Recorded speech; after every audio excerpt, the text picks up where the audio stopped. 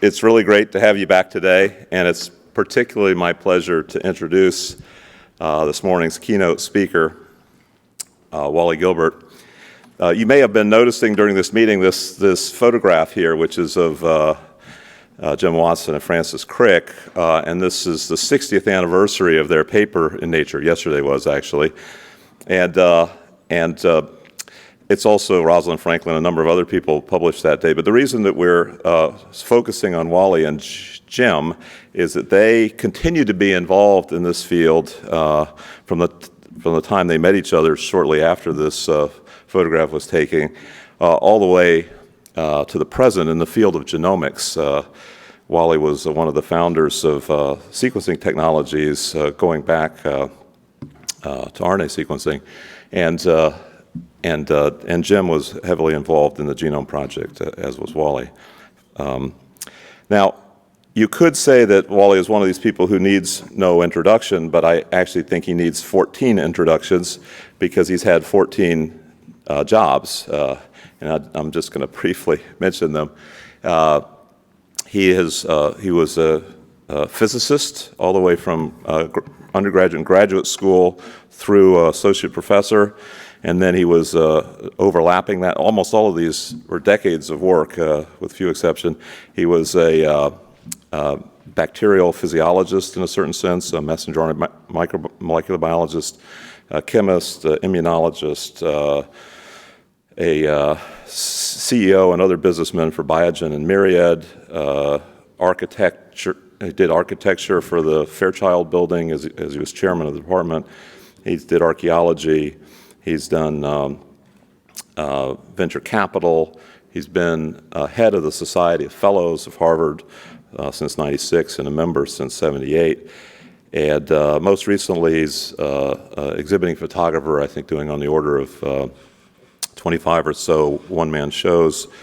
And you can see his photographs out in the front lobby. Take a card if you'd like. And he's also been a participant in a long-term project that Gary and Ruvkin and I and he have conspired on a mission to Mars for sequencing Martian DNA, if any.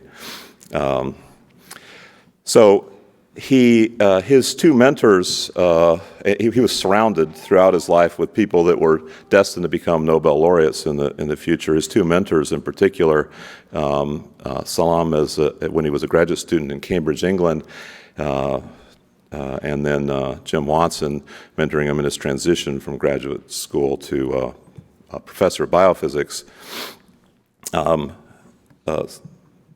Salam took 12 years between his seminal paper and his Nobel Prize in Physics, and Jim took 9 years. And Wally, of course, got his neither in the physics nor in medicine physiology, but he got in chemistry instead, and it took him only 3 years from his seminal paper. But of course, that represented already by that 1980, he had a lifetime achievement of about 16 years in molecular biology, despite his transition relatively late in his career to physics. And of course, 1980 was just the beginning of all these other careers that he's contributed to. So without further ado, it's my very great pleasure to introduce Wally Gilbert.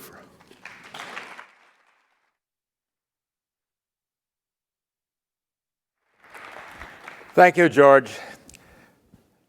I was going to reminisce a bit about the science that we did back at the beginning and the science that you're doing today.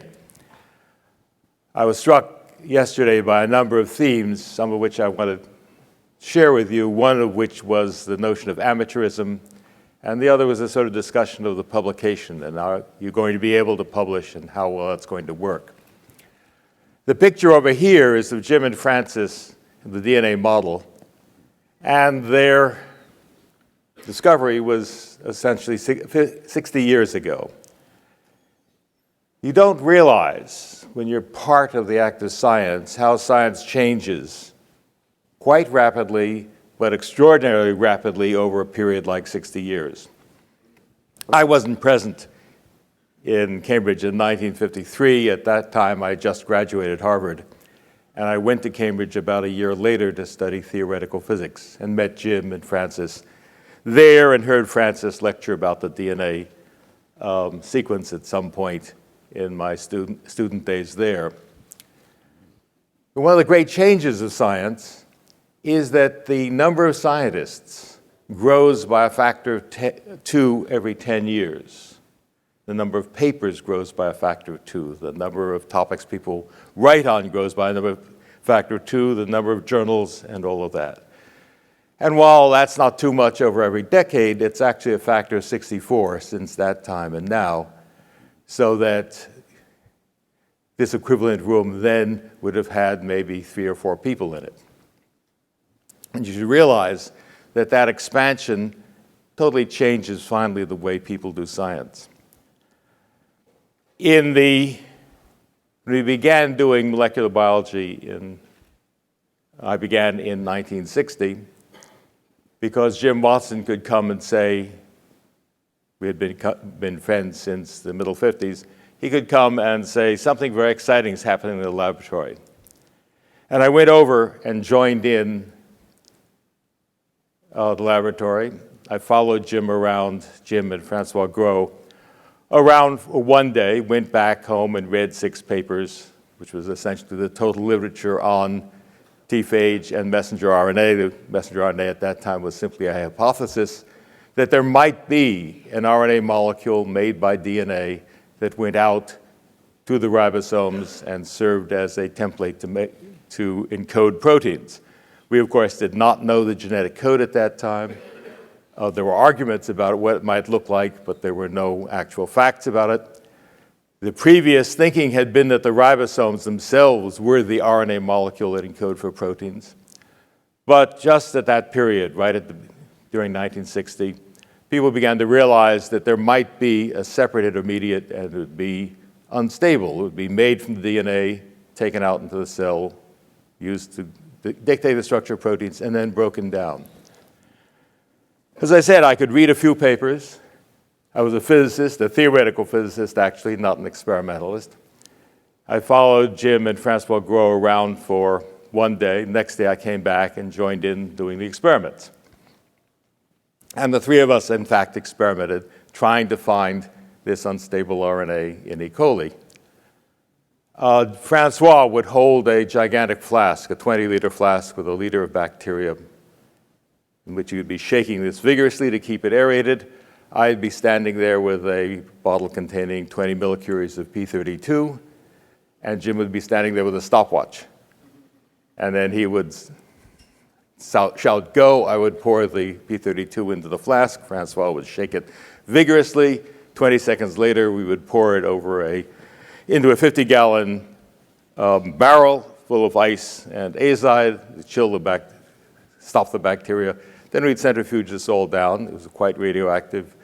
We would harvest the bacteria, grind them up, and then separate the molecules by size in a centrifuge. Sit around, we would collect the samples, and then to determine the radioactivity, we would actually count them by hand with a Geiger counter. And we'd sit there again with a stopwatch, put a sample under the Geiger counter, start the counter, start the stopwatch at the end of a minute, stop the stopwatch, stop the Geiger counter, write down the answer, and go on to the next sample. Very simple ways of doing experiments. They were, in fact, successful. We published later a description of the existence of an unstable RNA in bacteria, and that was my introduction to biology. And I became fascinated with experimental biology and continued doing it off and on for a while, and then officially, after I was promoted at Harvard in biophysics, continued doing it for a number of years after that. We were molecular biologists, and the molecular biologists thought of themselves actually as amateurs, in some of the sense that was being used yesterday. We were not trained in biology. Jim would have been trained in biology in the sense of phage work, but there he was doing something totally different. And in fact, his X-ray crystallography was not what he had been trained for, as I earlier. I was a theoretical physicist, and I never had a course in biology after I left high school. So we were doing the biology, and we considered ourselves amateurs as compared to the biochemists. And the biochemists actually looked at the molecular biologists and said, you're practicing biochemistry without a license. That's the way they defined us. We were functioning as amateurs in the sense that it wasn't used yesterday, but it was a true definition of amateur, people who are doing it for the love of what they're doing. We were actually being supported by teaching or by doing other things, but we were doing the science out of the curiosity that drives you when you do science, the search for new knowledge and new truth. And we were part of a strange, almost guild of people. It was a curious period of publication. When I was doing theoretical physics at that time, the papers that we published took 2 years to appear. And you have to realize when the publication structure is like that in fact all the knowledge is being held by exchange between people. And somebody like Francis Crick would travel around the world passing information back and forth, and the way in which you'd find out what was actually happening in your field, and this was true in the biology also that we were doing, was personal conversations, preprints that being sent out, and discussion, constant talking about ideas. That's not true in all sciences. The biochemists traditionally never spoke about their experiments until they were published. They would not tell you what they were doing until they had published the enzyme that they had discovered, so they could name it and be sure no one else would steal the name. The molecular biologists talked all the time, because in fact it was a sort of friendly guild. You knew everybody else, and if somebody published your work, they'd be essentially banished from the guild. It was a lovely period of science. It has, in fact, disappeared from most of the science that we do today. Lots of this has disappeared. Some of it's disappeared for economic reasons. Some of it's disappeared just for the size reasons that I mentioned. Some of it's disappeared because of the economic shifts, because as science becomes more tied into business or tied into medicine and patient care, the constraints around what it does become very different, and the motivations of people become very different. But the motivations back then for the phage group and the group of molecular biologists who grew out of that was this search for knowledge in a interesting social forum in which the group is communicating constantly. The students are being told, go out and find the information, talk to the other students, talk to the professors. It's an open world. Actually, as a side issue, one of the flaws in our current world is, in fact, that the journals destroyed that record keeping that was necessary in that open world, because when you published a paper, you actually footnoted all the people that had talked to you, the origin of the ideas, so-and-so suggested this experiment. The journals have moved away from that, insisting that you only footnote publications. And that entire record, which used to exist back in the 60s and 70s, of the discussion that underlies all of science, disappeared from the public record.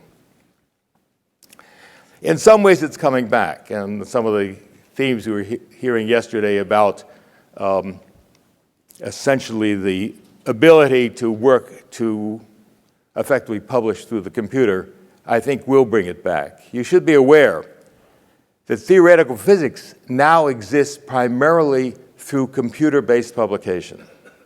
There's an archive of all papers in which you publish instantly. It's unreviewed. And that was actually a good idea, because the nature of reviewing is not terribly good anymore. You should be aware that peer review, once upon a time, in the classic days of chemistry in the 19th century, meant that the reviewer repeated the experiment so that he could assure the journal that the claim of I can do this synthesis was actually true. That's disappeared, of course. No one repeats the experiment. The reviewer, if you're unlucky, the reviewer will repeat the experiment and publish it, but otherwise. But the physics archive is an interesting example, and it's something we should think about more in biology, because the archive is an instant publication. You send your paper in, it's published at midnight and distributed. And if you are feeling nervous about it, you pull it back before it's published, because once it's out there, everybody can criticize it. They'll write in, they'll make nasty comments, and you have mud on your face as a theoretical physicist if your ideas are bad. The experimenters are caught up in some of the same way the biologists are caught up in these 3,000 people experiments.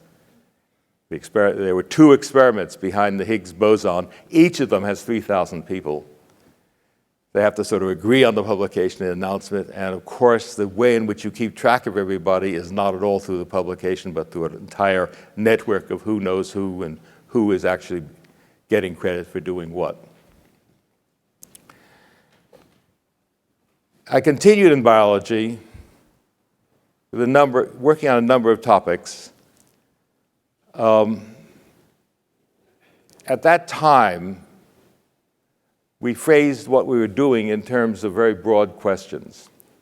In a sense, Jim and Francis knew they were trying to answer the question of how is it possible to have genetic material that passes from parent to offspring and can contain information. And the DNA structure, in fact, solved that problem, as they noted in passing in their paper. We continued to work on questions like, how does the DNA do anything? The answer to that question is the mechanism of protein synthesis.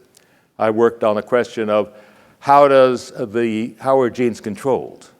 And that question has become a larger and larger form since that time, but back in the middle 60s, and that question was essentially, yes, answered by the statement, yes, genes are controlled by there being other genes that make protein products. Now they could make RNA products as well, make protein products that go and bind to the DNA and stop or prevent or activate a gene. And I worked on that problem. I became interested, of course, around 1970 with the question of, if I have a protein that binds to DNA, what is the DNA it binds to? What are the sequence of DNA? And actually, in the early 70s, I isolated a particular DNA fragment. It was 20 bases long, and it was the fragment that the lac repressor, the protein that controls the lactose genes, binds to when it turns off the neighboring genes. And of course, I wanted to know what the DNA sequence was. So we sequenced that DNA. It was one of the first pieces of DNA to be sequenced. It took us 2 years to work out the 20 bases of that little DNA fragment, approximately 1 base a month. That was the situation in the 1972-73 period.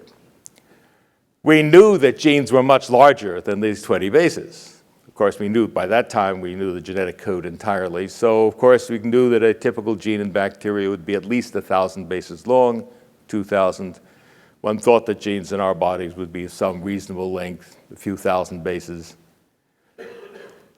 And at 1 base a month, it was clear you were never going to be able to decipher any of this. Jim would have thought, and did think, that it was going to be, and this is the early 70s, that it was going to be at least 10 or 20 years before people could sequence DNA.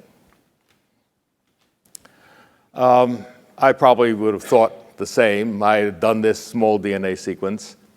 Another group had copied that I had a student do, in fact, the neighboring sequence by doing RNA sequencing. The technique we used in those days was to copy a piece of DNA into RNA, to break the RNA little tiny fragments, 2 and 3 and 4 bases long, and decipher all those tiny fragments. And we used gigantic electrophoretic machines, big sheets of paper in gigantic vats of airplane fuel, in rooms, which you'd have 20 of these apparatuses, rooms filled with fire extinguishers. So if anything burst into flames, you would be killed in the room because the room would be blanketed with a fire extinguisher. High voltage apparatus, tremendous technology, great vats of airplane 50-gallon major drums, oil drums, full of airplane fuel out in the halls of of the biolabs. Entire technology which is then brought into being and then disappears again. And I had lost interest. I didn't think I was interested in DNA sequencing until a Russian, Andrei Mirzabekov, came through, and in the way in which information actually moves around biology, had lunch and tried to convince me that I should do an experiment using a chemical reagent, dimethyl sulfate, to explore how the protein repressor bound the DNA by methylating the DNA, changing its shape, and then trying to detect whether or not the protein would protect the DNA against that chemical attack. And after he came back a few months later and had another lunch and tried to convince me again, I finally did an experiment based on that. I knew the sequence across that region because it had been determined in another laboratory, and I figured I could break the DNA with a chemical agent, and I should be able to deduce where that breakage was by knowing the sequence. But when I ran a gel with that pattern, both that experiment worked. I could detect how the protein bound the DNA, but the pattern of the gel was so clear that I could look at it and say, this must be a sequencing method. That we can break the DNA from some point at which you label, and we could break it and separate those fragments by size. It took about, having that realization, it took about 9 months to find the 4 reactions that we used. And we had developed a complete sequencing method. At the same time, Fred Sanger in England developed a method also separating fragments by size, but by making the fragments with a synthetic method rather than a chemical method. We actually gave the method away. I was asked years later why we didn't patent it, and at that time no one had thought of patenting anything, which is just as well, because the method would not have become commercially interesting for another 20 years, and the patent would have already expired. But we gave the method away by writing it up, and at the Gordon conferences, simply distributing how to do it methods. We published a paper on it about 2 years later. So when George commented about the Nobel Prize in the paper, that paper is actually several years after people are already using the method. People would come visit our laboratories, learn the method, go home and do it. People began sequencing immediately. I had a graduate student do a gene, 1,500 bases of DNA, as his thesis. Next graduate student did 5,000 bases of DNA, did an entire sequence of a plasmid as his thesis. Then we stopped giving theses for sequencing. One of the later several years later, a graduate student of Jeffrey Miller's did 4 million bases of DNA, did an entire bacterium, and had to interpret the sequence in order to get a PhD thesis. The world changed abruptly and completely because we moved from doing 1 base a month to, at the very beginning, being able to read hundreds of bases in an afternoon. Within a few days, you could read 1,000 bases in, again, an afternoon's experimentation. And the world began to sequence rapidly and completely at that time, starting around 1975. The amount of sequencing then proceeded to increase following Moore's law. It did not follow the doubling every 10 years. It followed a rule in which it doubled every 18 months. We went up by a factor of 10 every 5 years, a factor of 100 every decade. So in 75, there were about 10,000 bases of DNA sequenced that year. By 10 years later, it's already 1 million bases of DNA are being sequenced every year. By 10 years after that, it's 100 million, and by 10 years after that, it's 10 billion.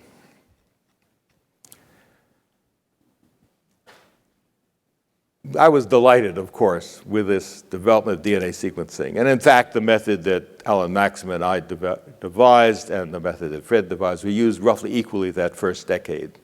Around 1985, machines came in and Fred's method became the dominant one. The chemical method is used occasionally, I think, today, but there's probably almost no one who can do it anymore. And that's the normal course of science. Science constantly changes. And in fact, of course, the DNA sequencing machines we use today are totally different again from the machines that were being used a few years ago, and so it goes. Around 1985, the DNA sequencing was going very well. As I said, by that time, sequencing is already of the order of 1 million bases or so a year. I got invited to a conference that Bob Zinsheimer organized to raise the question, it would be possible to sequence the human genome. And I went to the conference thinking, this is the silliest thing I've ever heard of. I mean, it was still very far away in my thinking at that moment. Went to the conference and learned where the sequencing technology was at that point. And after the conference, flying back on the plane, I realized that it was technically perfectly possible to sequence the human genome, and proposed such a project first to Bob in some ways, and then at a Gordon conference later that summer. And the Gordon conference, I actually put a price tag on the genome, estimating it would cost about $1 a base, and therefore for $3 billion, you should be able to do the human genome. What I realized was actually the way the project worked out is that the problem of doing the genome, for the most part, is a purely linear problem. You can essentially start at one end and go through it. The sequencing method is a purely linear method. The technology, I became convinced the technology was perfectly adequate to do the job if simply applied on a sort of large enough scale and a industrial-like scale. And since by that time, in 1985, I had already had a holiday from the university and run a biotechnology company, I was used to thinking of large-scale, industrial-like proposals. The scientific community sort of reacted to this proposal thinking, oh, this is crazy, who wants to do the sequencing? Not realizing that the nature of what you do, and we do a lot of it throughout the pharmaceutical industry and the industrial side, a lot of what you do is done by people specializing in doing certain things that are large-scale production efforts done by people who enjoy doing large-scale production efforts and working on them, and there's all sorts of jobs involved. So I became, as I said, an early proponent of the genome project. In the late 80s, argued for it in many ways. What I was arguing, which actually has worked out quite well, is that we could do the genome, we could do it accurately enough to make a reference standard. And by doing it, we would then create effectively a database of information that we would mine as scientists for the next 100 years. And that's, in fact, what the world is doing. Two parts of this were obvious when you thought about it, I thought, in the late 80s. First, the technology could do this. Secondly, in scaling the technology up and doing a production, the technologies that you use become more efficient in time, and the cost of production always falls. It falls both because the underlying technology you use is constantly being improved in detail, and that's a fall of about 15% in cost per year. And it falls because, in fact, novel technologies are then invented that then change the structure even more dramatically. So I could look at the problem and say, well, if we once do the human genome, we will have a reference genome. Doing more genomes will, of course, become easier and easier as we go forward, and we'll be able ultimately to figure out what that genome does, because we'll be able to decipher it in the computer, and we'll be able to do experiments using that knowledge. I go around giving seminars saying to the graduate students, you know, we're about to break your rice bowl. You have specialized in finding a gene for your PhD, and 10 years from now, all the genes will be known. You'll go look them up. You won't go to the laboratory and get a thesis by doing that sort of gene isolation. And that, in large part, has happened. And what we're talking about at this conference, and we're talking about as the clinical genome sequencing becomes more and more prevalent, is the outcome, many of the outcomes of that. I would also, in the late 80s, talk about, as I just did, how the cost of the DNA sequencing would be falling. And I would try to make an extrapolation. And in fact, I'd say to everybody, somewhere around 2020, 2030, the cost of DNA sequencing will fall to a few $100s. And you'll go down to your local pharmacy and you'll get your sequence, and they'll give it back to you on a compact disc or DVD disc like this. And the world would be entirely changed. I would generally always try to stress a fear that I had at that time, and that's a fear I still have, and that is the fear that people feel they are determined by their sequence.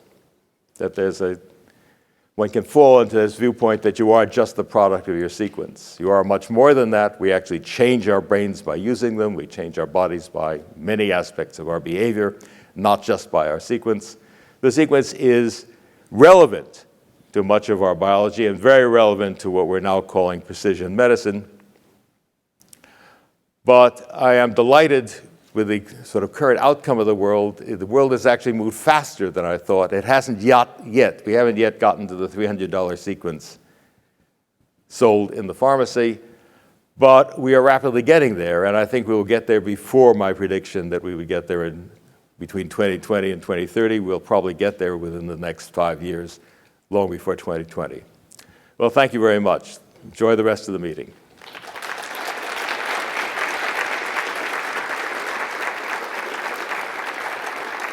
And there's probably a moment for questions if somebody has a question. Yes?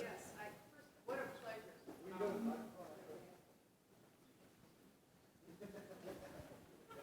pleasure. What a pleasure to hear you speak. I'm one of those kids who I started out in Charlie Cantor's lab, and I had one of those hand-typed protocols for Maxam and Gilbert sequencing that I used to work off of, so thank you. And then I went on to Peter Lemetico's lab. And of course, he did the insulin gene with you. He was your postdoc. So I guess I'm your grandchild. Anyway. Well, thank you.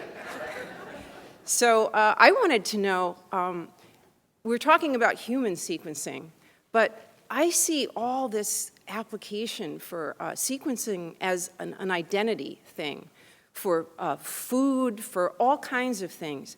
Do you ever see that someday we'll have in our kitchens something that if you want to reverse engineer a recipe, or you want to find out if that fish is really the fish you think it is, that you'll just pop it into a machine on your kitchen table?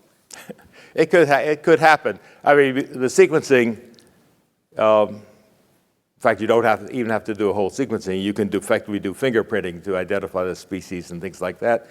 But in fact, of course, as you've probably just seen, this discussion of horse meat in the meat in Germany, the discussion.